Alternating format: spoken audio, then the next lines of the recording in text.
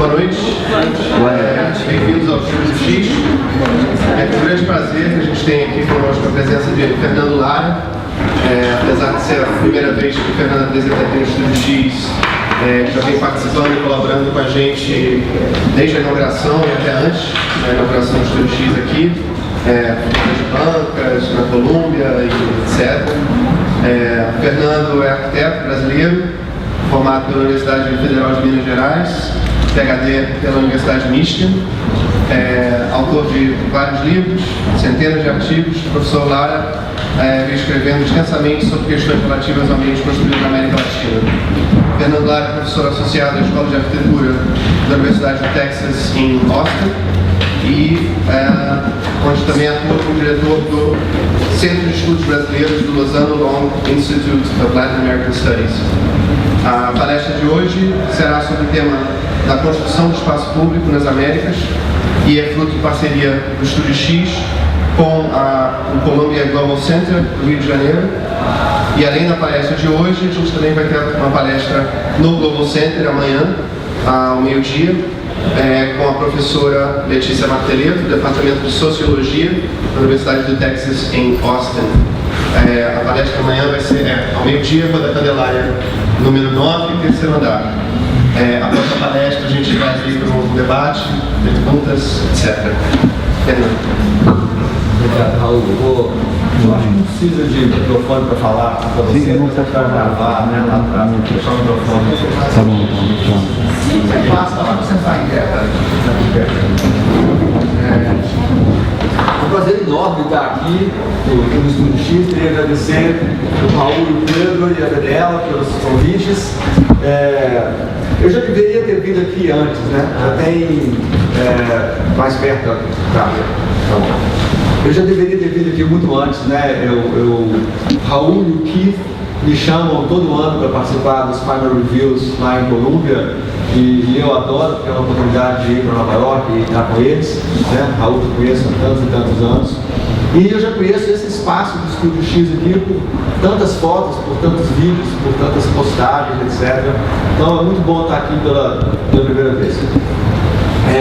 Isso que eu trago aqui hoje para a gente conversar é fruto do meu último ano de pesquisa na Universidade do Texas.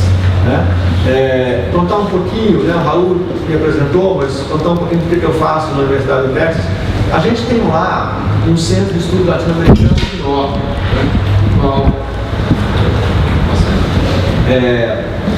somos 230 e tantos professores latino-americanistas, a maior biblioteca de estudos latino-americanos.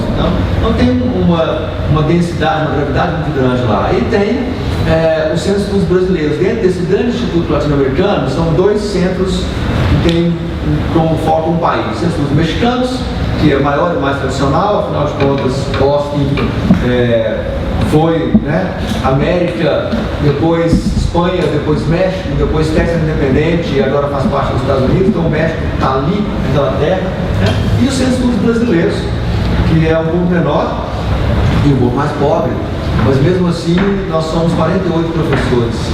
Então lá discutindo o Brasil, debatendo, conversando no Brasil o tempo todo. E isso me agrada muito, né? Porque eu tenho a oportunidade de estar debatendo questões brasileiras, não só de arquitetura e urbanismo, mas questões de política, infraestrutura, ecologia, sociologia, desigualdade, etc. Toda semana, basicamente.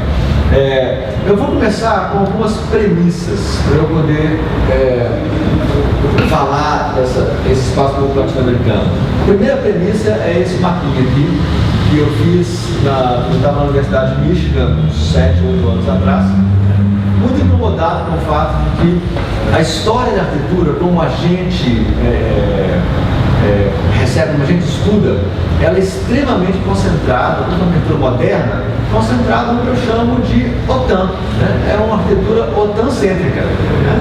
É a costa ocidental da Europa e a costa leste dos Estados Unidos. Europa Ocidental e costa leste dos Estados Unidos. Está tudo ali. Né? Esse mapinha, eu peguei os 4 principais livros de arquitetura moderna em inglês. Né? O Pevsner, o Frampton, o Scully e o William Curtis. E fiz um pontinho no mapa, para cada prédio mencionado nesses livros. Né? E esses pontinhos mostram o mapa de escudo ali.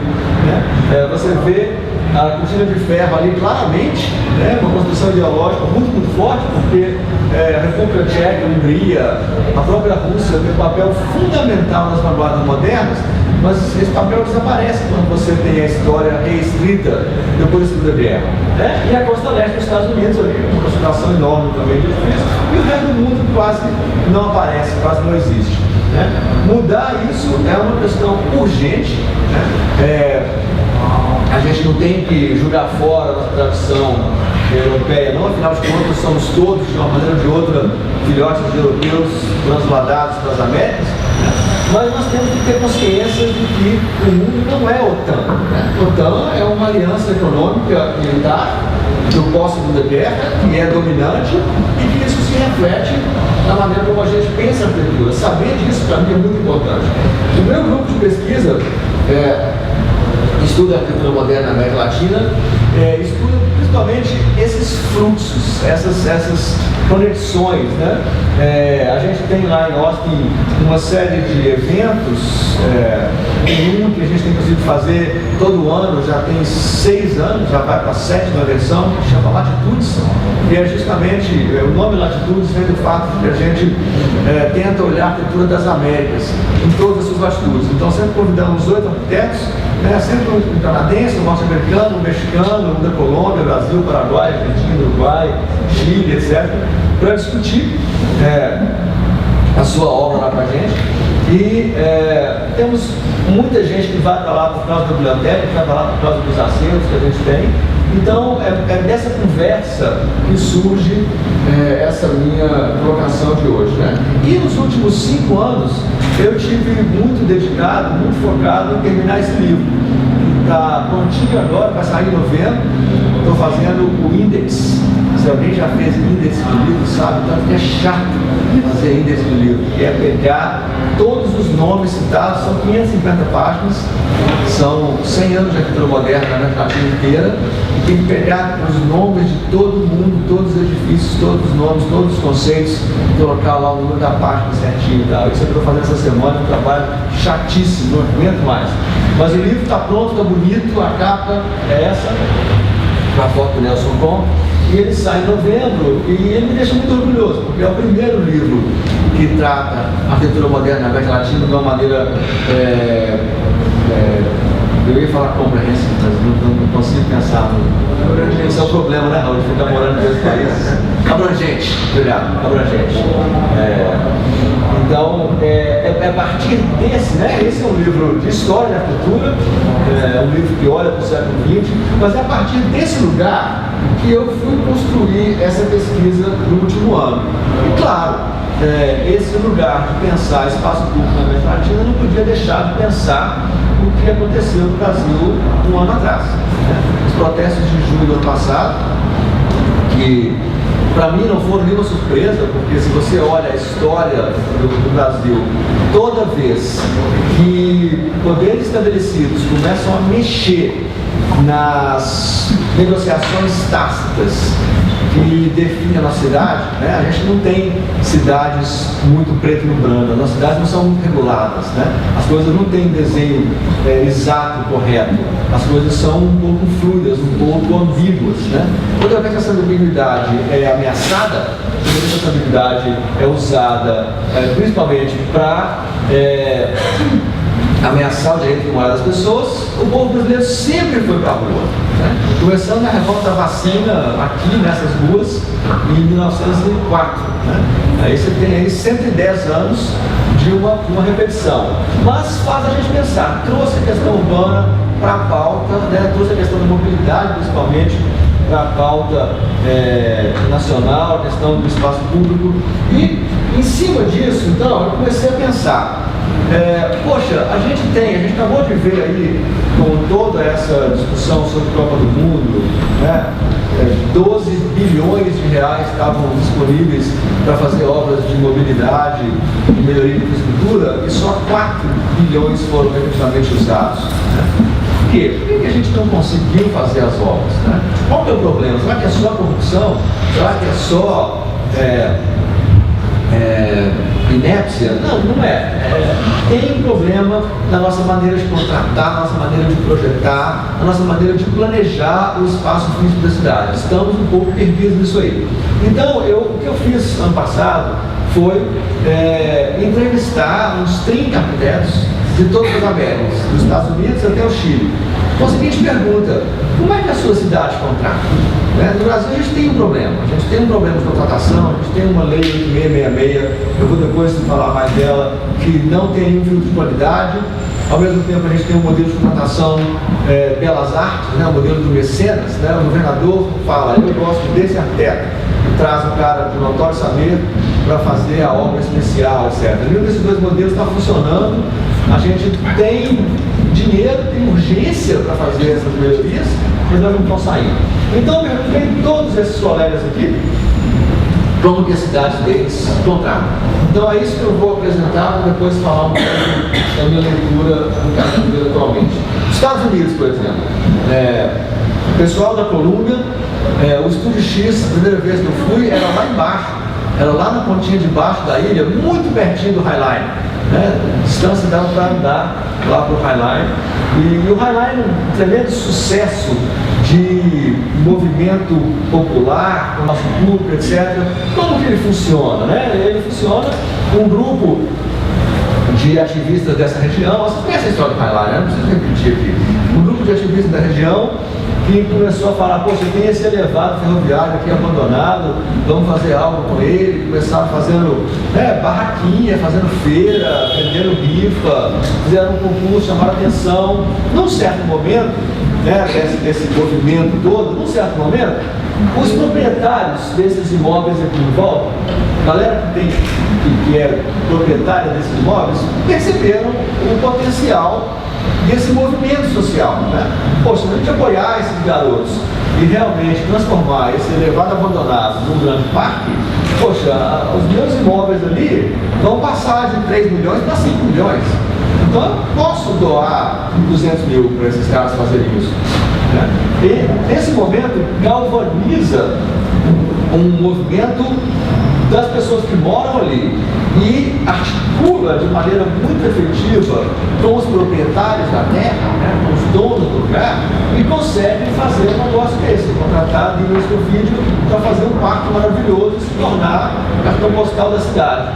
Isso é um modelo do nosso plano de intervenção que funciona em vários lugares, em várias cidades, mas com porém, ele só funciona onde o capitalismo tem interesse, onde o grande capital tem interesse. Essas aqui são duas fotos da minha cidade de Austin, onde eu vivo. Você tem uma ponte linda, projetada pelo Juan Miró e pelo Miguel Rivera, um dos caras que tem o melhor escritório de arquitetura de Austin, Miguel Rivera. É uma área muito rica, uma área industrial abandonada, que em volta tem casas muito bacanas, de alguns milhões de dólares, etc. Queriam fazer uma ponte para acessar o parque, contrataram um Miró para desenhar essa ponte linda, toda de vergalhão enferrujado e tal, maravilhoso. De novo, onde tem interesse, onde tem grana para mover, consegue contratar o melhor arquiteto da cidade para fazer uma ponte super linda. Na área pobre, que em Austin é a área leste da cidade, funciona igual a SEDAI, funciona igual as nossas autarquias de obras públicas, Mexe um concreto lá, faz um muro lá de contenção e canaliza esse riozinho e pronto. E claro que vai juntar lixo, claro que vai ficar sujo, claro que vai ficar abandonado, Esse padrão de obra pública aqui, a gente está cansado de conhecer. Ele não gera uma cidade melhor, ele resolve um problema, que é o escoamento de água desse lugar. Mas ativar a cidade ele não ativa. Esse é o grande problema do modelo norte-americano de intervenção no espaço público. O Chile, por outro lado, tem uma das histórias mais dramáticas nas Américas. O Chile, nos anos 50, teve experimentos como esse aqui, que é a Unidade Vecinal Portales, que isso aqui é o melhor de Brasília com o melhor do social, com o melhor de que, em termos de educação social, a Unidade Vecinal Portales é uma das coisas que a melhor América Latina produziu, as Américas produziram no século XX. Ele é tudo certo em termos de organização social, ele é certo em termos de cooperativismo, né? Ele é um pedregulho que deu mais certo e é mais sensível um pouco do que o pedregulho até. Ele é mais bem inserido na cidade. O Chile tem a tradição toda enorme, foi completamente jogada por terra no 11 de setembro das Américas, latino-americano, vamos dizer, né? No outro 11 de setembro, que é o 11 de setembro de 73, que é o dia que o Pinochet deu o golpe e tomou o governo do Chile. E desde então, com o governo Pinochet, isso continua, porque tem uma inércia muito grande. O Chile é o país mais, vamos dizer assim, liberal no sentido norte-americano de liberalismo econômico das Américas. Não é à toa que é atualmente o mais desigual. O Brasil foi durante décadas o país mais desigual das Américas e não é mais. Atualmente, Chile e Colômbia são mais desiguais do que o Brasil. Vou falar um pouquinho disso depois. Mas o projeto do Aravena, o elemental do Aravena, que também é muito celebrado, muito falado, muito discutido, ele é um projeto interessante, ele tem questões interessantes, né? Isso de usar o melhor da indústria da construção, da escala, da construtora, né? Para construir as casinhas com área molhada. 28 metros quadrados, área molhada, cozinha e banheiro funcionando, tem esgoto, tem água, etc. E o melhor da informalidade, deixar os espaços vazios para que as famílias façam a expansão quando precisarem, porque ninguém mora em 28 metros quadrados durante muito tempo, né? Isso tem seu valor, mas não deixa de ser uma forma do Estado assumir a sua própria... olha, nós não temos como fazer educação, nós não temos como prover educação da população, nós só conseguimos subsidiar 28 metros quadrados, isso não é dado, isso não uma casinha subsidiada, mesmo assim só consegue subsidiar 28 metros quadrados, porque para manter o modelo econômico, o salário mínimo tem que ser baixo, a desigualdade tem que ser alta, etc. Então isso aqui é o melhor que o regime, que o sistema Pinochet pode oferecer. E funciona, as pessoas vão lá, melhoram as suas casas, então arrumadas, depois de alguns anos, os espaços são ocupados, as casinhas estão melhoradas.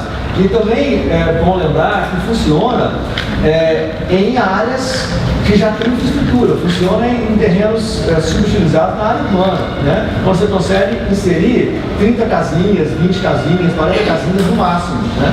Isso aqui não pode ser usado como Minha Casa Minha Vida em terra barata, lá no fim do mundo, para fazer 250 casinhas. Não é assim que vai funcionar, né? Esse é um modelo que funciona em terrenos subutilizados na área urbana. Mas funciona. Na Argentina, bom, na Argentina, se a gente reclama que o nosso governo é disfuncional, confuso, clientelista, vocês não querem saber como funciona o governo na Argentina.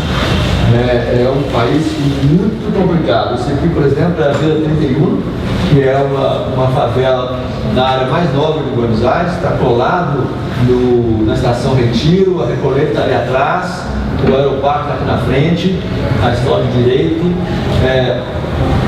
Sabe essa história do cardeal Bergoglio, do Papa Bergoglio, que ele abandonou os jesuítas, que eram jesuítas, ele era o primado dos jesuítas, ele abandonou 2 padres que estavam fazendo serviço social, ativista nos anos 70 e tal? Quando os militares tomaram o poder na Argentina em 76, eles numeraram todas as favelas de Buenos Aires, 1, 2, 3, 4, 5, 6, tá? Tirou o nome, tirou a identidade, essa aqui é a Vila 31. E começaram a tentar tirar o pessoal de lá, né? Como fizeram aqui na Praia do Pinto, um monte de lugar do Rio de Janeiro também teve remoção. Tiraram o pessoal de lá, porque essa terra é muito valorizada, não pode ser invadida. Essa vila resistiu, né? Aqueles padres jesuítas trabalhavam aqui na resistência, ela resistiu, ela diminuiu de 10 mil pessoas para 2 mil, só 2 mil resistiram aqui, e nos anos 90 para 2000, quando a Argentina voltou a ter uma baita crise econômica, voltou a ter 10 mil, hoje ela tem 15 mil pessoas, a área mais nobre de Buenos Aires. O problema do governo argentino, tentando resumir em 2 minutos, é um problema político. né? O prefeito de Buenos Aires, por exemplo, ele não nomeia secretário de trânsito, nem secretário de habitação, nem secretário de água, esgoto e saneamento, nem de educação, nem de parques. Tá? Quem nomeia são os deputados do partido dele. E esses secretários, então, eles devem obediência a esses deputados que eles nomearam.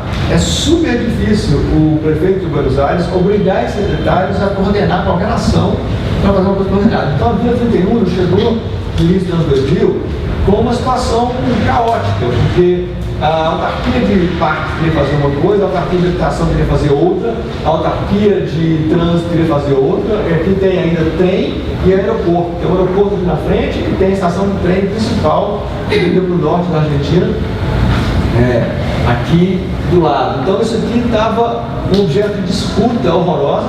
E aí aconteceu na Argentina uma coisa super interessante que ainda não aconteceu no Brasil, que é o poder judiciário intervir.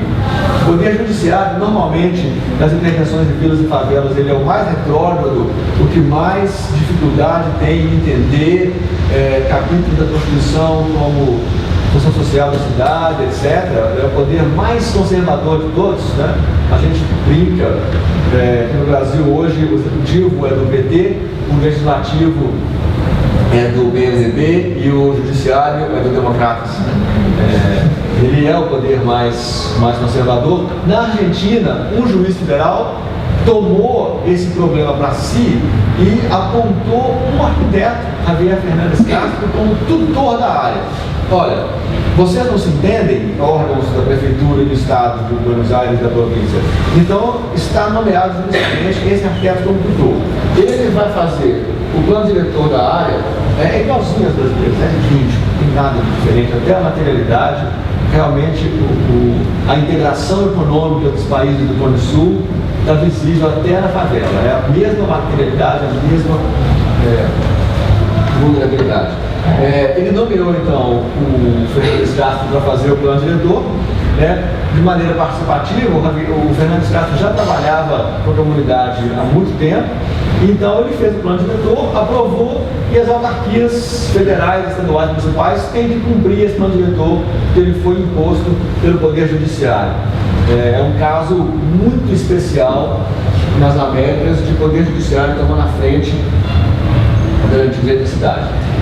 Também na Argentina, a cidade de Rosário tem aparecido muito nos meus trabalhos como a melhor arquitetura da Argentina atualmente. Tem um grupo lá, e Rosário fez uma coisa que eu acho que é fundamental, criou um grupo, é uma coisa que o Estúdio X faz. Cria um grupo para poder criar um diálogo entre o poder público, a iniciativa privada, a academia e os profissionais. Qualquer dois desses quatro sozinhos não fazem uma cidade melhor. Você precisa dos quatro. Você precisa do poder público, você precisa da iniciativa privada, você precisa da academia, das universidades e precisa dos profissionais. Quando esses quatro têm um diálogo azeitado, você tem uma cidade como Rosário. Rosário, por exemplo, essa foto aqui é dos pavilhões do Rafael Iglesias, que são nesse parque chamado Parque Independência. São dois pavilhões, um é de banheiros, lindíssimo, lindíssimo, o outro é de churrasqueiras. Você pode ir lá no fim de semana e levar sua carne e assar sua carne nesses pavilhões do Iglesias. Mas o que eu queria apontar nessa imagem do Parque Independência é um estádio de futebol. O estádio de futebol da cidade, os New Boys, está dentro do parque. Quer ideia melhor do que essa?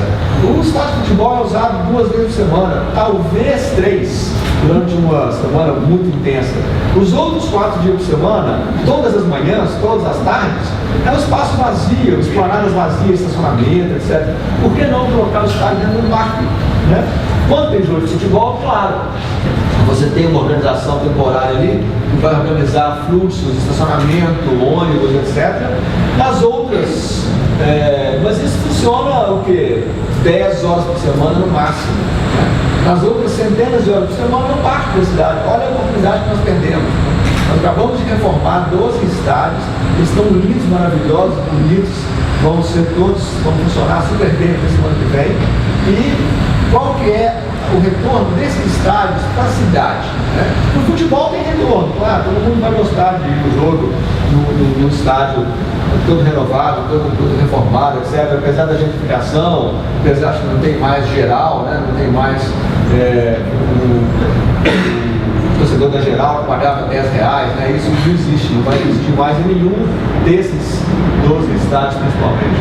Mas se a gente vai continuar indo no futebol, nos estádios novos, etc., mas usar aquele espaço para a cidade é uma coisa que a gente deixa passar, né?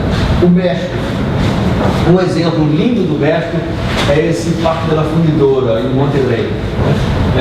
Imagina essa situação, né? Pensa o Rio de Janeiro com essa situação. Monterrey teve uma usina de aço, né? Uma siderúrgica muito cedo, em 1910, essa siderúrgica estava em funcionamento em Monterrey. Isso é 30 anos antes da CSN em Volta Redonda. Né? E como a CSN em Volta Redonda, essa siderúrgica é no meio da cidade. Né?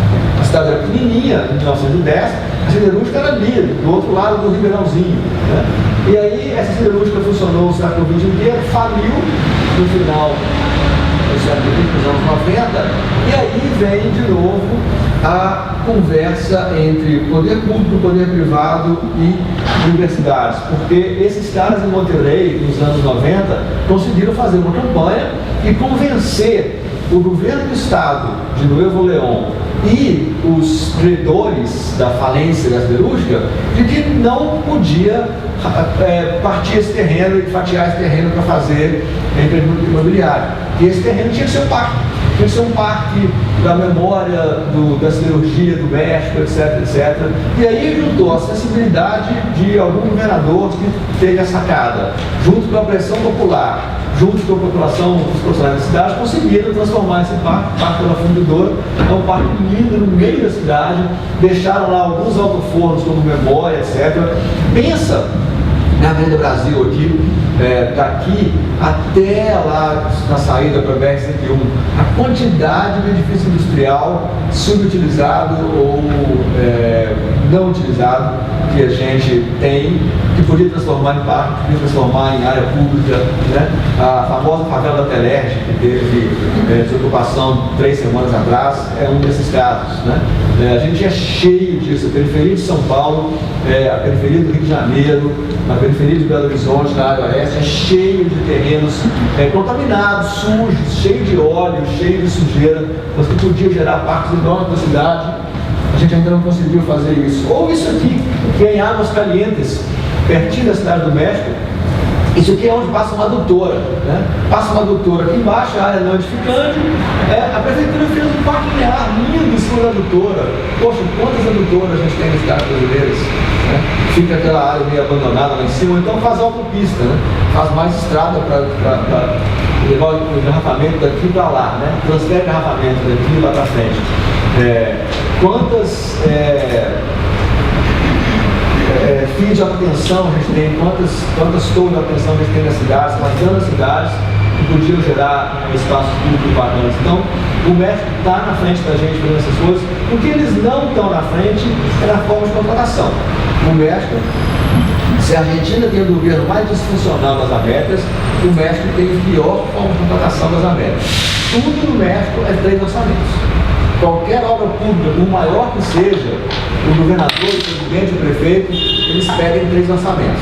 E a gente sabe como funciona 3 orçamentos. 3 orçamentos é assim: eu quero fazer a obra com o Raul. Raul, essa obra é sua. Você faz o seu orçamento. Você arruma 2 colegas para fazer um orçamento um pouquinho maior? Claro que arruma, porque daqui a 2 meses o Raul retribui o favor e dá um orçamento maior para o outro cara. Então isso no México é uma lama. Você começa a perguntar e todo mundo fala, pois é, 3 orçamentos, é uma coisa, né? Eles não têm uma lei 8666 e por todos os defeitos da lei 8666 ela é melhor que 3 orçamentos.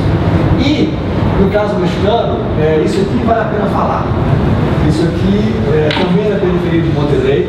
Isso é um programa que chama Minha Casa Minha Vida. Ops, não chama Minha Casa Minha Vida, no México. Chama Infonavit. Infonavit é um programa de construção de habitação popular que já existia no México desde os anos 50, 60, mas em 2000, quando Vicente Fox ganhou a eleição, né, ele quebrou a hegemonia do PRI e ganhou a eleição, ele prometeu que ele ia zerar o déficit habitacional de 5 milhões de habitações que o México tinha no ano 2000. Ele não conseguiu construir 5 milhões nos 6 anos do mandato dele. Ele elegeu o sucessor, Felipe Calderón, e entrou no mandato do Calderón, e em 2007, 7 anos então, eles fizeram uma gigantesca festa, uma celebração, dizendo que eles conseguiram construir 5 milhões de unidades, então estava oficialmente zerado o déficit habitacional do México. Só que é no modelo Minha Casa Minha Vida. É uma habitação péssima no fim do mundo, onde a terra é barata, o modelo de pagamento e financiamento é muito parecido, né? É um incentivo à indústria que serve para gerar emprego, serve para distribuir renda, serve para uma série de questões econômicas, mas não serve para fazer cidade, né? E o pior, eles construíram essa overdose de casinhas pelo México inteiro no momento em que o narcotráfico estava entrando numa guerra no México, né? O México está numa guerra com os narcotraficantes. Isso aqui é a mesma periferia, isso aqui não é Monterrey, isso aqui é Ciudad Juárez, que é um pouquinho, é fronteira mesmo de Texas com o México. E você vê as casas abandonadas, né? Uma tese de mestrado de um aluno meu, defendida 2 anos atrás, ele fez um levantamento muito exaustivo, muito detalhado, e desses 5 milhões de casas que o Vicente Fox e o Felipe Calderón construíram, 30% estão abandonadas. Abandonadas mesmo, o pessoal abandona, vai embora, olha lá, arranca as janelas, arranca as telhas e deixa as paredes lá apodrecendo. E o pobre que ainda mora ali, mora no meio de 8 casas abandonadas, né? Uma situação horrível. Já tem um número aparecendo de casas abandonadas, Minha Casa Minha Vida, nas áreas mais violentas, mais desprovidas de infraestrutura no Brasil. Infelizmente, eu fico triste de perceber, mas o destino da Minha Casa Minha Vida é o mesmo do Infonavit. É abandono. A gente já fez isso uma vez, já construiu Cidade de Deus nos anos 60, sabe o que dá, né? Não tem muito jeito de imaginar que aquilo vai ficar bom, não. Porque é construir casa em terra barata, completamente desprovida de infraestrutura e desprovida de oportunidade social de trabalho. Bom, o Equador. O Equador tem lá em Guayaquil o seu Porto Madeiro, né, a sua área pós-moderna de revitalização, que é uma forma de revitalização urbana também muito utilizada nas Américas. Você tem uma área degradada, né? Pode ser o Cais Estelita lá em Pernambuco, que está sendo objeto de disputa judicial essa semana, pode ser o Porto Madeiro em Buenos Aires, pode ser alguma área do Porto do Rio de Janeiro, do Porto Maravilha, uma área degradada, pobre, onde o Estado entra, limpa, né? Pelourinho em Salvador, mesma coisa. O Estado entra, limpa, dá uma limpada naquela miséria, na pobreza e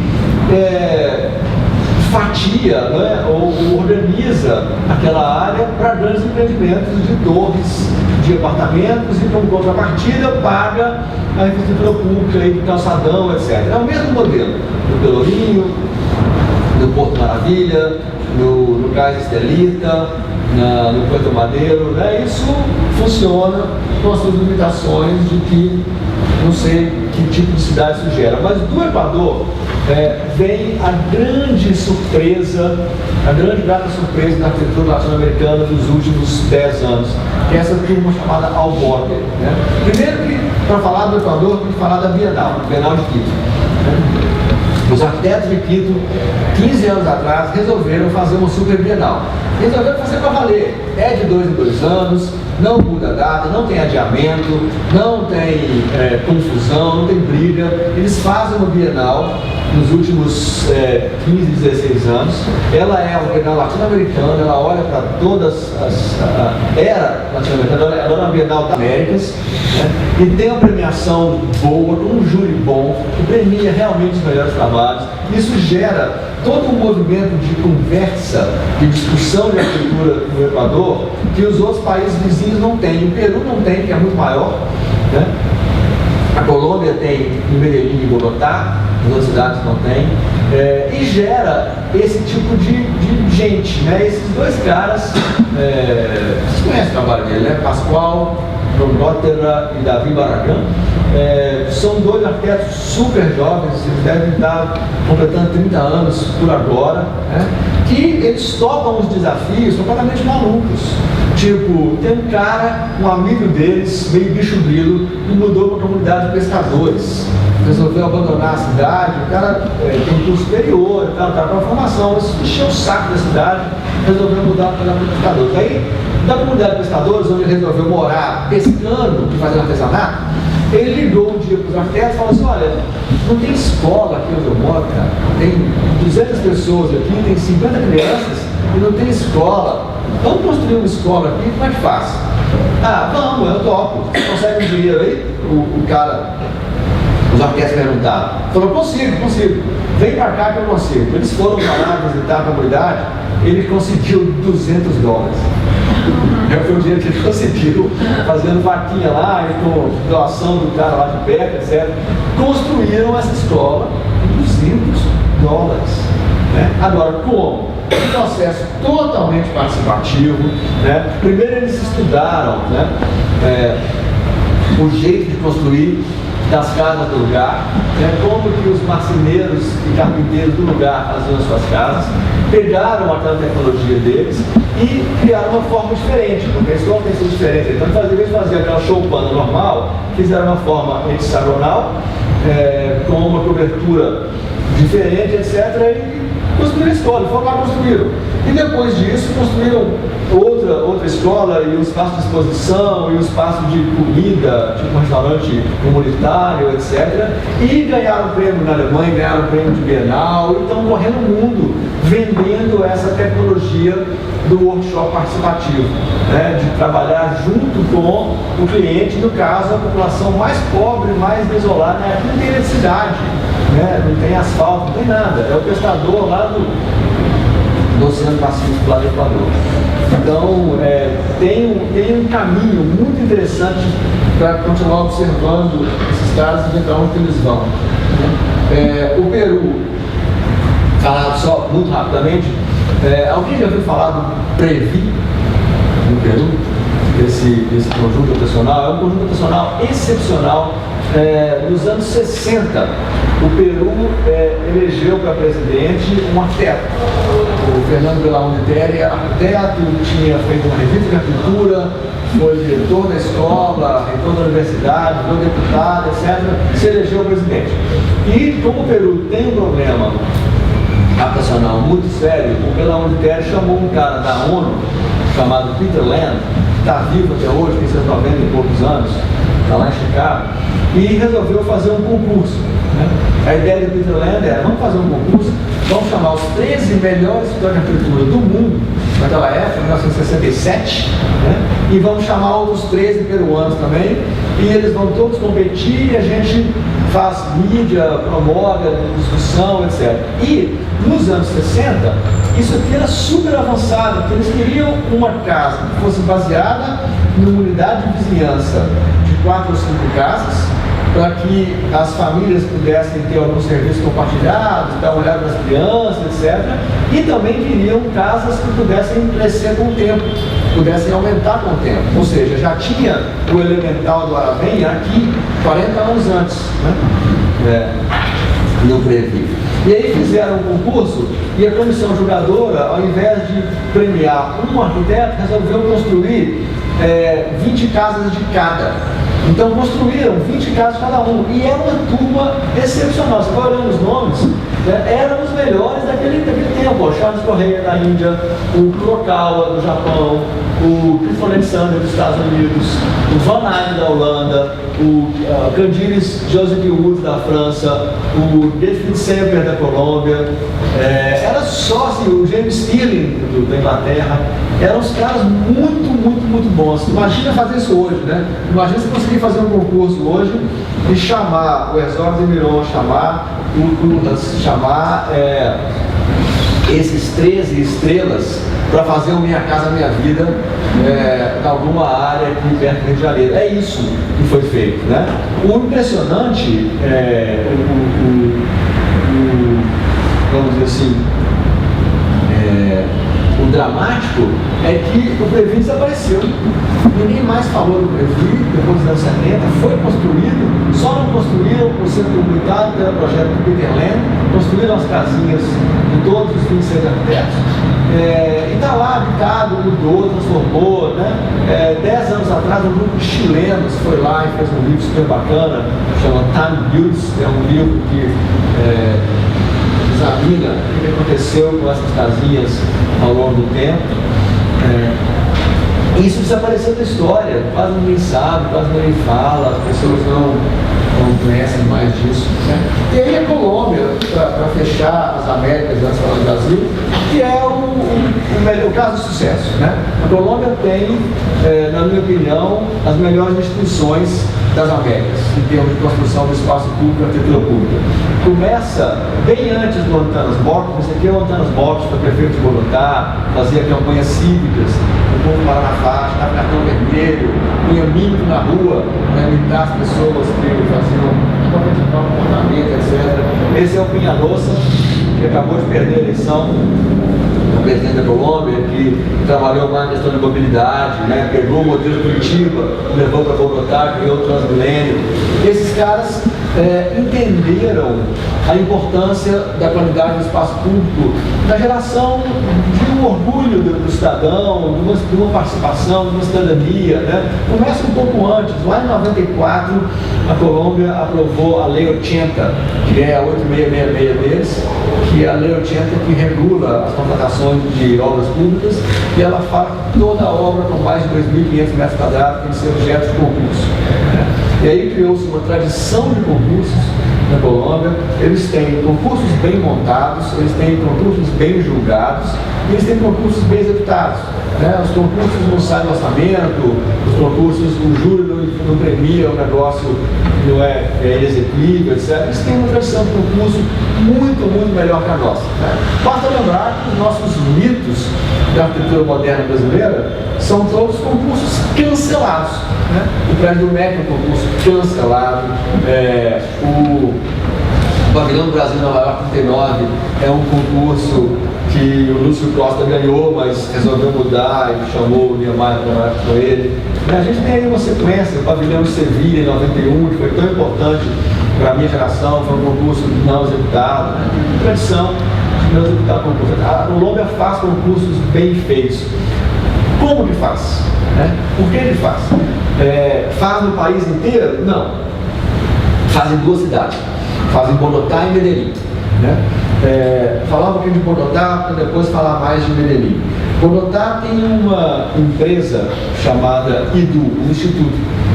Curitiba tem um também, e é a única cidade grande brasileira que eu acho que tem um instituto desse porte.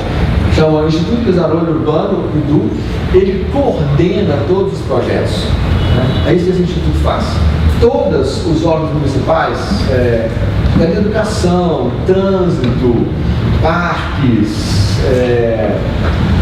abastecimento, energia elétrica, todas essas autarquias são clientes desse instituto. Então, esse instituto, com o poder de coordenar as obras, né, eles fazem banco de terrenos. Eu começo a pensar no terreno que vai precisar daqui a 5 anos, para não ter que fazer desapropriação em cima da hora. Eles têm um banco de dados de desenho. Eu não sei como que é no Rio de Janeiro, mas a experiência que eu tenho em Belo Horizonte é que O CAD da empresa de saneamento não bate com o CAD da empresa de energia elétrica e não bate com o CAD da prefeitura, que te dá o tamanho do seu terreno, nenhum desses bate. Aí você vai fazer uma obra pública, né, dentro do seu terreno, tudo bem, é um pouco mais fácil, mas uma obra pública, você não sabe onde é que está o cano de água. O CAD fala que está aqui, mas o posto de visita está lá. Então, poxa, pode furar aqui? Não pode furar lá? É uma zona. Eu saiba também, só Curitiba tem, pelo IPUC, esse tipo de coordenação de base de dados de desenho, né? Para parar de ficar fazendo obra 3 vezes, né? Porque a gente faz a obra, depois quebra para passar a rede de telefonia, depois quebra de novo para fazer reforma na rede de água, e assim vai, né? Quebrou a mesma obra várias vezes. A Colônia não quebra várias vezes. E olha a qualidade do espaço público que você consegue fazer. Isso é o centro de Bogotá, tá? Isso a Candelária de Bogotá, né? O ônibus passa no centro de Bogotá junto com o pedestre, com uma relação ali que eles conseguem construir com design de respeito, a área super agradável de estar, né? Bogotá tem espaços assim, ó.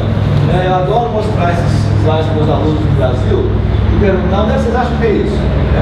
Metade fala Barcelona, a outra metade fala Paris, a outra metade fala Holanda no verão. Não, isso é Bogotá, Colômbia. Espaço super bacana, super bem feito. Nós temos também, mas são poucos. Aí a questão do Transmilênio, que é importado de Curitiba, né? Pegaram o modelo de Curitiba, do corredor de ônibus, levaram para lá. Funciona aonde ele passa razoavelmente bem, já está saturado, tem problemas, etc. Mas aí você vê algumas limitações. Por exemplo, como no Brasil, o Transmilênio não vai ter aeroporto. Por quê? Porque a turma do aeroporto não quer que todo mundo tenha esse aeroporto. Então o Transmilênio vai até uma estação e dessa estação você pega um outro ônibusinho que custa uns R$10 para ir até o aeroporto. Então tem esses travamentos. E o melhor caso de sucesso das Américas é o caso de Medellín. Medellín, uma cidade que estava no fundo do poço nos anos 90, ela era tão violenta nos anos 90, quando a Baixada Fluminense foi nos anos 80 e 90 também, ou como Ciudad Juárez, no México, é atualmente.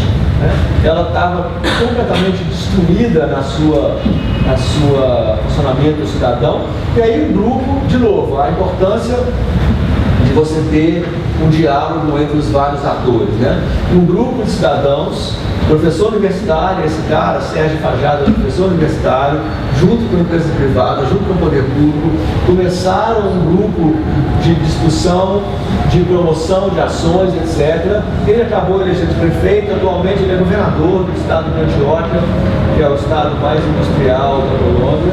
E o segredo da Colômbia, de Medellín, é justamente, além de ter essa articulação de projetos que o Bogotá tem, que eles também têm, com a EDU, Empresa de Desenvolvimento Urbano, Medellín tem 2 diferenciais. O primeiro é um diferencial político da administração do Sérgio Fajardo, que esmaeceu um pouquinho depois que ele saiu, continua lá, mas não com toda força. Qual que era a política do Fajardo? Era levar a melhor arquitetura para as pessoas mais pobres. Então o Fajardo falou: olha, eu quero, nas áreas mais pobres, nas colônias mais vulneráveis, eu quero os melhores arquitetos. E conseguiu levar o melhor arquiteto, conseguiu levar a qualidade de arquitetura, de espaço público, de infraestrutura pública para esses melhores arquitetos, esses lugares mais pobres da cidade. Depois a gente discute a questão do teleférico, que é muito polêmica, que funciona em Medellín porque eles justamente usaram o teleférico porque ele funciona, que é tirar a pessoa da rua para evitar as brigas de gangue, porque essas áreas aqui eram dominadas por gangues rivais, então não dá para passar. Se você mora numa área, não dá para passar na outra. Então o teleférico passa por cima e colocaram as torres do teleférico nos lugares onde tinha o morro de fundo, meio que para marcar. Agora o Estado é que manda.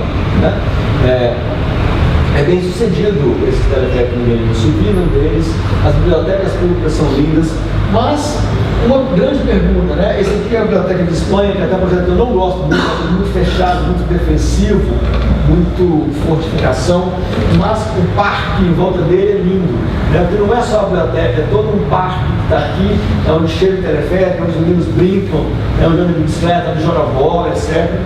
E a coordenação, né? A Colômbia, onde vai ter a estação do metrô, Medellín, eles já sabem que vão ter uma escola, que vão ter uma biblioteca, que vão ter uma clínica de saúde.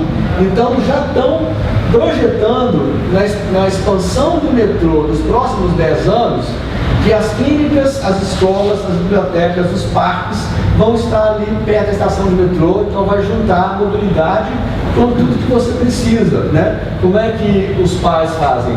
Descem de manhã, no teleférico, ou de bicicleta, ou o que for, deixa o menino na escola e pega o metrô ali para ir trabalhar. Vai trabalhar, volta de tarde, o metrô deixa na porta da escola, pega as crianças, sobe para casa, né? Isso funciona, essa integração funciona super bem no Medellín e dá uma vantagem para eles. Mas tem um outro segredo do Medellín que ninguém comenta. O Medellín tem uma empresa pública chamada EPM, Empresa Pública Municipal.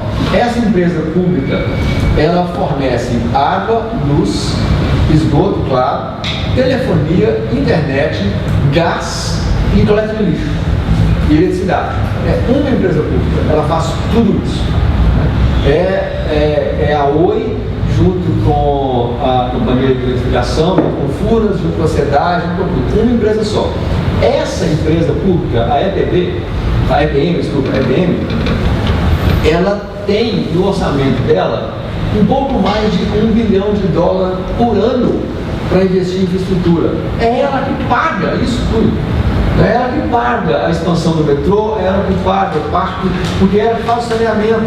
Então, quando ela faz a retificação, quando ela vai trabalhar no riozinho, no córrego, né, que em Medellín quase todos estão correndo abertos, né, ela põe a rede de esgoto e a rede pluvial embaixo do córrego, ela renaturaliza o córrego, ela constrói o parque linear. Né. $1 bilhão por ano. No plano PAC, só uma cidade brasileira teve mais de 7 bilhões de reais nos últimos 7 anos do plano PAC, que é o Rio de Janeiro. Só. Nem São Paulo, nem Belo Horizonte, nem Fortaleza, nem Recife, nem Brasília, nem Salvador. Todas essas que eu falei são maiores que Medellín. Nenhuma delas chegou nem perto desse $1 bilhão por ano. Então, o segredo de Medellín está aí. Como que eles sobreviveram no neoliberalismo dos anos 90, não sei. Né? Como que eles não privatizaram essa empresa, não sei. Talvez Medellín estava tão no fundo do poço com a questão do tráfico de drogas que ninguém se interessou em ir lá e eleger um prefeito, um governador que ia privatizar a empresa. Mas não privatizou e hoje eles têm esse tesouro nas mãos, que é a empresa pública que precisar de dinheiro para investir em infraestrutura. Bom, aí a gente tem o caso brasileiro. Eu vou passar um pouquinho mais rápido, porque vocês conhecem a história, vou debater mais a parte no final. Né? Espaço público no Brasil. Esse é o último grande espaço público que fizemos no Brasil.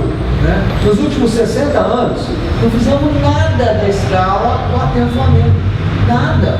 Foram 60 anos. Pô, se a gente conseguiu fazer isso nos anos 50, e aí me dói o coração um pouco, como um sujeito de esquerda que eu sou, perceber que isso aqui foi feito pela turma da direita do Rio de Janeiro, nos anos 50 e 60. Né? Mas já estou ficando tarimbado, já descobri que em questões de qualidade de obra pública, tanto faz a ideologia do prefeito e do governador. O que interessa é a sensibilidade dos sujeitos para entender a importância da qualidade do projeto na questão de obra. Mas nos últimos 60 anos não fizemos nada nessa escala. Né? Não tem nenhuma outra obra no Brasil que possa se mostrar tão importante e tão bem sucedida como o Aterro do Flamengo. Né? Nem as Olimpíadas do Rio eu acho que não vão gerar um espaço tão grande. Vai gerar muita coisa boa, mas não desse tamanho, dessa escala, com essa dimensão pública que o Aterro tem. Então, a gente começa com o urbanismo estudante, né? Lá em 1808, quando o rei de Portugal chega aqui para criar o Reino Unido de Brasil e Portugal, ele chega aqui, ele toma o Paço Municipal, que era de outra família, as famílias, né, todas tomam as melhores casas do Rio de Janeiro, começou por aí, né? Claro que o rico do Rio de Janeiro não foi para a rua, ele tomou a casa da classe média alta, a classe média alta tomou a casa da classe média e por aí e tal, alguém foi para a rua, lá embaixo da nossa cadeia, né? A nossa república se instaura, constrói a minha cidade de Belo Horizonte, onde eu nasci e cresci, no mesmo ano que destrói Canudos, né? Eu adoro essa foto aqui porque é horrorizante pensar que essa destruição da Catedral de Canudos, da matriz de Canudos, não foi terremoto nem incêndio, isso foi bala, isso foi tiro de escopeta, de escopeta de 110 anos atrás, que fez esse estrago na construção, né? Passa pelo urbanismo estudante do Pereira Passos, das reformas do centro do Rio, passa pelo crescimento das favelas, a Tarsila do Amaral fundando o Morro da Favela, passa pela, eu queria dizer incompetência não, mas quase isso, passa pela frustração da nossa cultura moderna. Poxa, gente, isso aqui, a Gamboa, do Lúcio Costa do Chaves, está em todos os livros da cultura moderna brasileira como um exemplo de habitação social, dos arquitetos modernos e tal. 8 unidades, 8. Faz de grãozinho de areia que é isso no Rio de Janeiro. Pelo amor de Deus, a gente tinha que ter coisa melhor, né? Pulei aqui o pedregulho, que é uma resposta muito melhor a essa questão, porque eu vou correr rápido para os anos 60, para um urbanismo mais tecnocrático, né? O Brasil cria uma burocracia, começa com Getúlio Vargas e cria uma burocracia ao longo dos anos 60. Os militares vão se basear muito nessa burocracia durante o período da ditadura militar. E esse urbanismo tecnocrático, essa burocracia estatal, criou bons projetos, não dá para negar, né? O projeto de Curitiba, por exemplo, o projeto do Jorge Wilhelm, foi muito bem implementado pela equipe do Jaime Lerner, com os poderes ditatoriais que o Lerner tinha como prefeito de Curitiba. Funciona, é um projeto bom, gera uma cidade boa, né? Mas o mesmo projeto tecnocrático que gera Curitiba, gerou também Cidade de Deus. E eu adoro essa foto bem no início do filme, para lembrar para todo mundo que Cidade de Deus não é favela, né? Cidade de Deus é uma remoção. Tiraram o pessoal, parece que a Praia do Pinto, no Leblon, jogaram eles a 22 km de distância, sem infraestrutura, etc.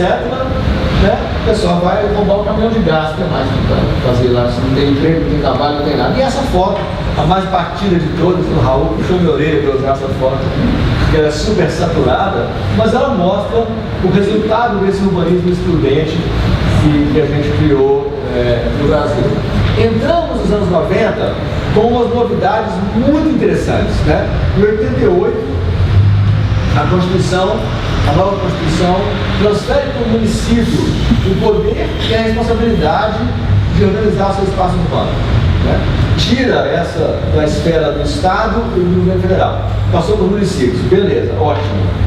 Tem alguns capítulos, parágrafos da Constituição, como a função social da propriedade, que são super importantes, né? Que equilibram um pouco o direito de propriedade com a sua função social, quer dizer, não basta só ter a propriedade, tem que estar usando aquilo para o bem comum, né? Tem umas novidades na Constituição que foram sendo implementadas devagar. Em 89, o Olívio Dutra ganha a eleição em Porto Alegre, começa com o orçamento participativo. 93, Patrus Anania ganha a eleição em Belo Horizonte e implementa o orçamento participativo. Nos anos 90 foram anos de muita efervescência, o orçamento participativo sendo implementado, sendo a grande bandeira da esquerda, uma ideia de democracia direta, né, de dar voz para as pessoas que não foram ouvidas. Isso funcionou. Isso levou o PT a galgar voos maiores, né? Isso leva aqui o Lula inaugurando destinos horrorosos em Minas Gerais, mas não deixa de ser resultado do pensamento participativo, etc. Esse projeto eu conheço mais de perto. É uma intervenção grande na favela da Serra, que é a maior favela do Belo Horizonte, 50 mil pessoas moram aqui. Aqui tinha um problema sério de drenagem, que foi corrigido a criação de 3 grandes parques e uma ligação de acessibilidade mesmo, de abrir vias, né? Tem um trabalho muito bom das equipes da Prefeitura de levantar dados, de ter mapeamento, né? Essas favelas até os anos 80, elas não existiam mapa, não tinha mapa, era uma área verde, área de expansão futura, tinha lá um loteamento tracejado, etc. Então começa a mapear unidade por unidade, herança aí do trabalho do Carlos Nelson Ferreira dos Santos aqui no Rio. O Rio é pioneiro em 94 com a Favela Bairro, começa a pensar como intervir, qual que é. Eu gosto muito do primeiro concurso da Favela Bairro, porque ele foi um concurso de metodologia, né? A Prefeitura do Rio, naquele momento, assume, né, que não tinha bibliografia, não tinha referência. Vamos fazer um concurso de propostas de como intervir, para depois então fazer os projetos e intervir. E foi super bem sucedido, levou o Conde para a Prefeitura, ele que era tão ligado nesse projeto, né? Começa esse trabalho todo, e isso, quando o governo Lula, quando Lula é eleito presidente, isso toma outra escala, né? Que ao mesmo tempo que ampliou a escala, matou processos participativos completamente, né? O ano de 2005 é chave nisso aí, né? Porque em 2005, quando estoura a denúncia do mensalão, o Lula tem que fazer uma reforma no Ministério e ele rifa o Ministério das Cidades, né? A Dilma aprovou semana passada um estatuto participativo, um estatuto que todos os governos federal e estadual devem seguir para estimular ações participativas de democracia direta, de ouvir direto a população. Isso era o plano do Olívio Dutra, Ministério das Cidades, lá em 2003, 2004, que era pegar as experiências também participativas de Porto Alegre, Belo Horizonte, Campinas, o ABC Paulista, e levar essa experiência para a esfera federal. Foi abortado em 2005 e mais abortado ainda pelo plano PAC também em 2005 e 2006. Né? O que aconteceu, por exemplo, no caso da Favela da Serra, que eu conheço super bem, né? Aqui na Favela da Serra, com o orçamento participativo, que já vinha desde 93 até 2004, você tinha uma série de ações pequenas aqui que foram debatidas exaustivamente na comunidade. Tinha 3 anos de fazer assembleia, conversar, para fazer esse muro de arrimo, para largar essa rua, como é que vai fazer, vai diminuir qual área, vai tirar qual barraco, não sei o que. Tem todo um trabalho muito cuidadoso de negociação aqui, e essas obras estavam todos meio que na lista, esperando os recursos, né? Já estavam aprovadas, negociadas, discutidas, já aprovando recursos. Quando veio o Plano PAC em 2006, o prefeito de Belo Horizonte, Fernando Pimentel, que sempre foi amigo da ministra Dilma, né? Desde quando eles eram estudantes e ativistas de esquerda em Belo Horizonte, esse prefeito leva para a ministra Dilma e fala: ó, ministra, aqui, ó, você tem esse dinheiro para fazer obra pública? Eu tenho todos os projetos, então aqui, ó, um monte de projetos, prontinho. É só conseguir dinheiro para começar a obra semana que vem. Tá pronto, tá orçado, é só transferir o dinheiro para fazer a licitação. E aí, transferiram o dinheiro, foram 600 e poucos milhões de reais só para essa favela, e fizeram os projetos. E é um projeto bem feito. Por quê? Porque ele estava baseado em 10 anos de orçamento participativo, de negociação ali, sabe, quarteirão por quarteirão, de agência social da prefeitura, trabalhando com a população do aglomerado da Serra. Funcionou super bem, mas aí quando esse mesmo governo entra em outras obras novas, aí entra, né, não tem nada de participativo, aí é o seguinte: a construtora tal tem 18 meses para fazer a obra tal, sai da frente. É um outro modelo de intervenção completamente diferente e funciona, para isso aqui, ó, né? Geramos 10 milhões de empregos formais em 7 anos, né? Continuou a geração aí de 2010 até hoje, né? Geramos um aumento do PIB, que agora deu uma parada, mas gerou um aumento do PIB, um aumento da renda, né? Aumento do salário. O índice de desigualdade despencou, né? Com o aumento do salário mínimo, com as políticas de pleno emprego e com o Bolsa Família nas áreas mais pobres, o índice de Gini brasileiro despencou. Tem uma questão que ainda está passando desapercebida, mas que para mim é uma gigantesca mudança de paradigma. Em 2016, quando vocês estiverem ficando malucos aqui, alguns meses antes da Olimpíada, né, quando essa questão de Copa tiver elevada à quinta potência, porque a Olimpíada é toda aqui, o índice de Gini do Brasil vai ser igual ao dos Estados Unidos. Eles estão numa trajetória convergente e eles vão convergir no final de 2015 e início de 2016. Os Estados Unidos, a desigualdade aumentando drasticamente e sem nenhuma medida para conseguir conter isso. Né? Tinha-se a expectativa de que o plano de saúde do Obama ia dar uma freada na desigualdade, não está freando, né? E a implementação dele tem sido muito frustrante, muito problemática, e a desigualdade brasileira continua caindo, né? E seja qual for o resultado da eleição de outubro, vai continuar caindo por inércia, a ponto de Brasil e Estados Unidos terem a mesma desigualdade no final de 2015. Né? Isso, para a minha geração, é uma mudança de paradigma gigantesca. A gente cresceu com essa ideia de que o Brasil é o país mais desigual do mundo, das Américas, etc, etc. Ter o mesmo índice de Gini dos Estados Unidos vai nos obrigar a pensar esse país de modo diferente. Né? Vai nos obrigar a pensar outras questões. E as infraestruturas vão ser construídas. Né? Tem aí um investimento brasileiro no Cone Sul, nas Américas, gigantesco. Né? O BNDES financiando ferrovia, rodovia, porto, nas Américas inteiras, né? E pela primeira vez estão cada vez mais integradas. Tem um dado no meu livro que eu acho muito interessante repetir. Quando o Mercosul foi assinado em 93, 94, né? Existiam 8 voos diários entre São Paulo e Buenos Aires. Né? Hoje tem regularmente mais de 20. 25, 28, por aí. Essa semana para a Copa deve ter 50 voos entre São Paulo e Buenos Aires. A escala da integração latino-americana é completamente diferente depois desse investimento. Mas, apesar do pleno emprego, apesar da desigualdade caindo, apesar da renda aumentando, as nossas cidades estão uma merda. As nossas cidades estão um desastre. Isso a gente escuta aqui.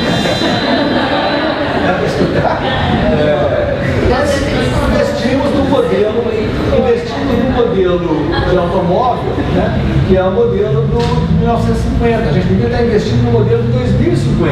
Né? Nós demos incentivos de todo tipo para o automóvel. Incentivo de redução de IPI, incentivo de financiamento barato para o automóvel, incentivo de fazer mais asfalto, asfaltar mais rua para facilitar a vida do automóvel.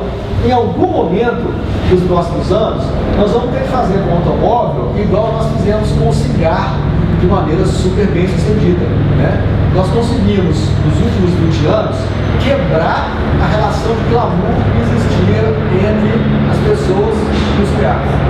Não é mais glamouroso, né? O número de jovens fumantes caiu drasticamente, e isso, claro, tem reflexos positivos na saúde pública. No automóvel, mesma coisa.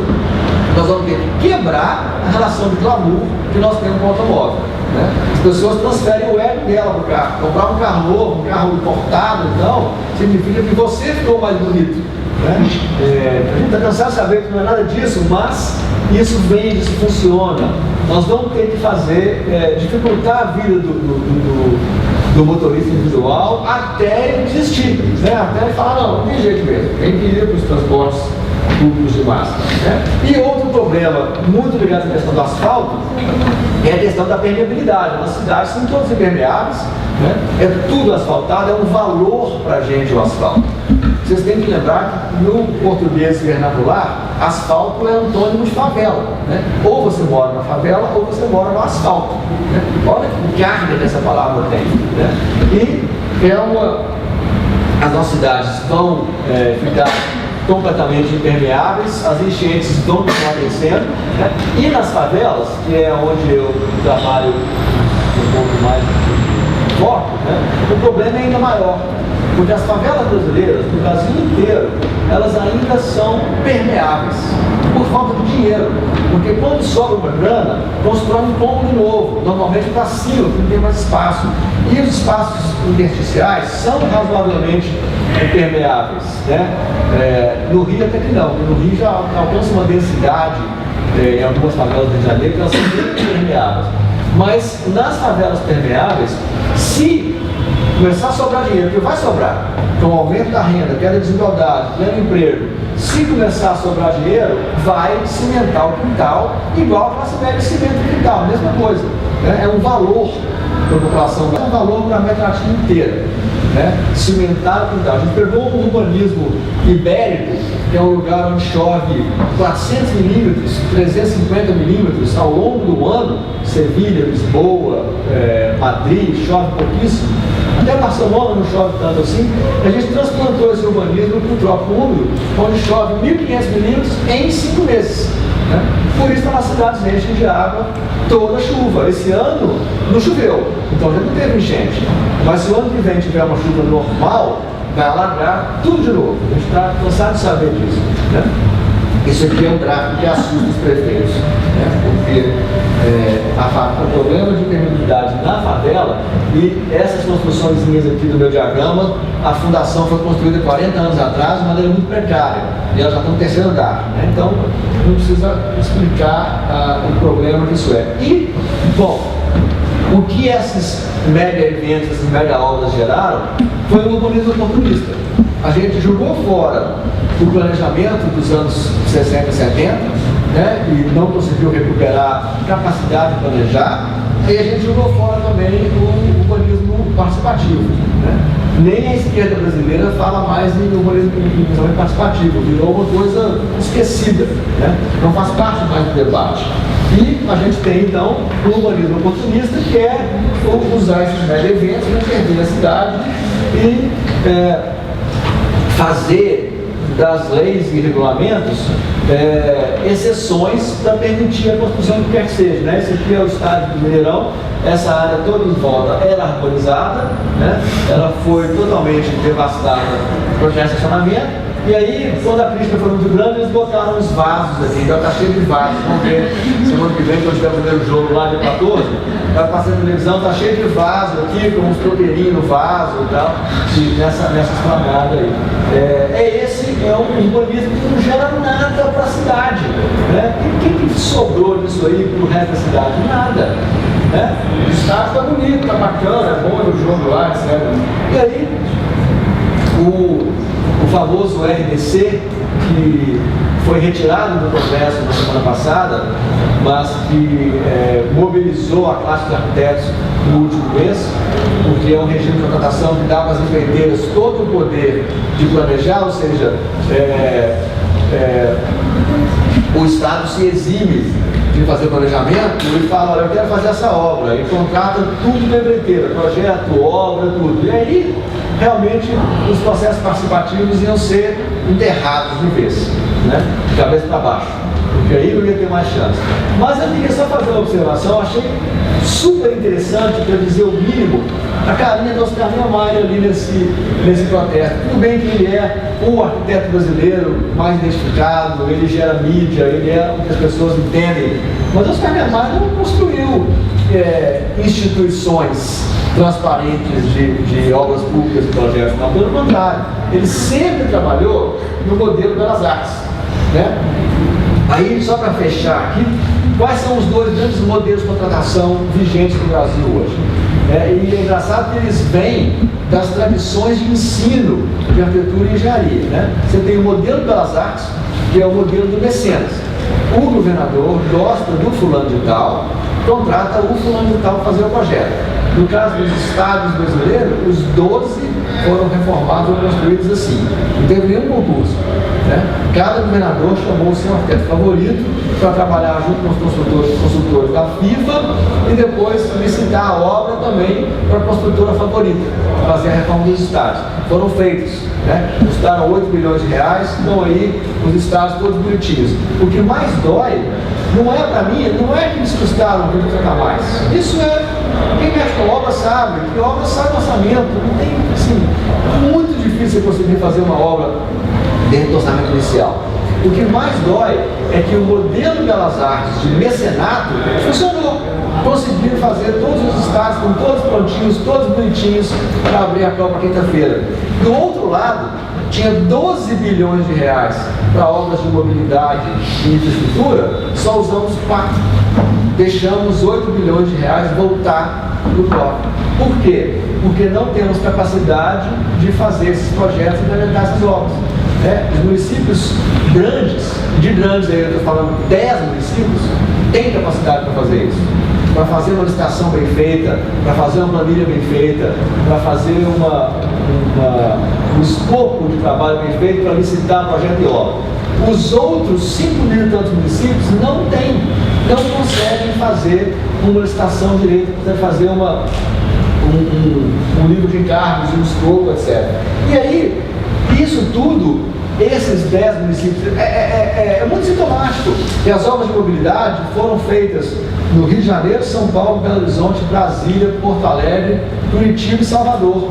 As outras cidades, Natal, Fortaleza, Cuiabá e Manaus, não conseguiram fazer obras de mobilidade. Porque não tem equipe para montar a licitação, para contratar os projetos, não tem essa capacidade lá. Isso tudo em cima do modelo politécnico de contratação, que é o modelo planilha, que resume tudo a número na planilha, que é o modelo da Lei 8666. Tudo se torna número na planilha. Olha, uma planilha de um projeto bom é muito parecida com uma planilha de um projeto ruim. Não dá para ver qualidade do projeto na planilha. Esse é o grande problema. Mesmo a gente sabendo que a licitação brasileira é um pouco melhor do que os outros países, ela tem essa grande deficiência. Nem assim conseguiu fazer, nem fazendo tudo no modelo politécnica, a gente conseguiu fazer e deixou dinheiro sobrando, voltar e a cidade sem as obras que precisava. E o grande problema desse modelo, que nos rege atualmente, é que ele não tem nenhum tipo de qualidade. Não tem. A Colômbia conseguiu implementar a qualidade. O Chile tem um colégio de arquitetos forte, tem a fiscalidade que o colégio de arquitetos consegue implementar. A gente não tem. A gente não tem nenhum momento nesse processo onde a qualidade do projeto vai entrar. Mesmo na situação de técnica e preço, o que entra como técnica? Técnica é quantidade de metro quadrado que você já fez RRT no pré e local. Se esse metro quadrado foi bem feito, bem executado, bem detalhado, se ele deu certo, deu errado, se o cliente gostou ou não gostou, ninguém sabe. Basta você registrar no conselho que você foi responsável por tantos milhares de metros quadrados, você vai acumulando esses relatórios e vai abrindo espaço para concorrer nas licitações maiores. Então esse é um problema sério nosso. Para falar de Copa, para falar de futebol, eu queria fechar com esse filme. É um filme que um diretor mexicano fez sobre a final da Copa de 2002. E a final da Copa de 2002 é, no entender dos especialistas, o grande enfrentamento das escolas de futebol mundial. A escola da exuberância e do improviso brasileiro, pela primeira vez disputando com a escola da eficiência alemã. Brasil e Alemanha nunca jogaram antes nas Copas, nem um joguinho, só naquela final, que a gente ganhou. O improviso venceu a eficiência naquela final.